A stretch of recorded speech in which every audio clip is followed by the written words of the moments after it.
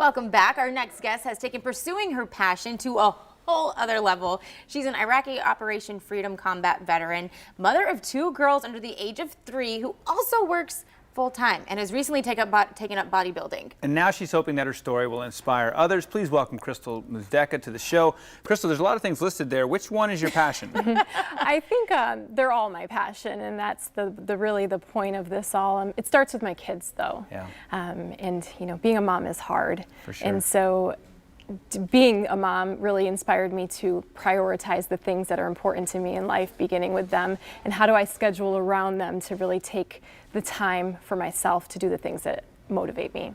Now, you've always stayed relatively active. You're a high school athlete, Army vet, but this is something totally different than you've ever done before. It is. After I had my second kid, I knew really quickly that I wanted to get back into shape and be really active. And it was my sister-in-law who started the competing first, and watching her journey inspired me. And then it really also held me accountable. I'm like, if I don't do this, I might look back and say I missed out on something. And so I knew that I had to take action on that. What is, with all those things we listed there, what does your typical day look like? I mean, 2 kids, a job, plus this. So my typical day is not normal to most people, except for Mark Wahlberg. He actually inspired my typical day. And so I start my morning, my alarm goes off at 2:40. Okay. I get to the gym by 3 o'clock, and I do so because I want to really spend every waking moment I can with my kids. Yeah. And so I take care of myself first. I work out from 3 to 5-ish, and then I get home, get in the shower, get ready for waking up my kids. And so at 6 o'clock starts their routine, and into getting them off to their daycare with their grandparents, and then I start my work day.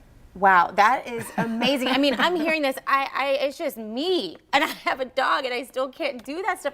I'm so inspired by you right now. You know, I used to hear a lot, or I actually used to think a lot about how am I going to do it all when I become a mother, and I had no idea. And you know what? When it becomes your time, you just make it happen.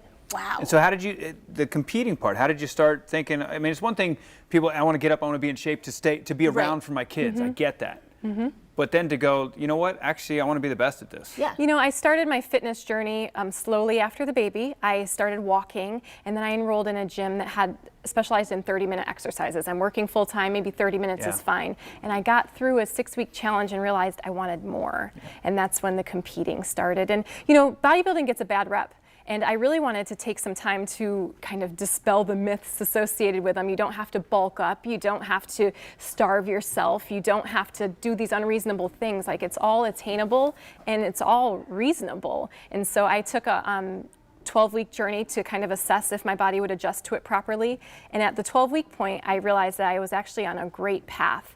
And so the next 12 weeks, I really committed to a strict diet and exercise routine that really helped me to be competition ready. And so last weekend was my first competition, and I did pretty well. I placed second in 2 categories and first in my class, and I couldn't be more excited to take the judges' feedback and go to another competition. Well done, well done. Yeah. Pretty good, second and first. Yes, whatever. I think one thing I love about the pictures we're showing is that your daughters are there. What is your main message to other women, and especially your little girls? I really have heard a lot that you can't do everything. Yeah.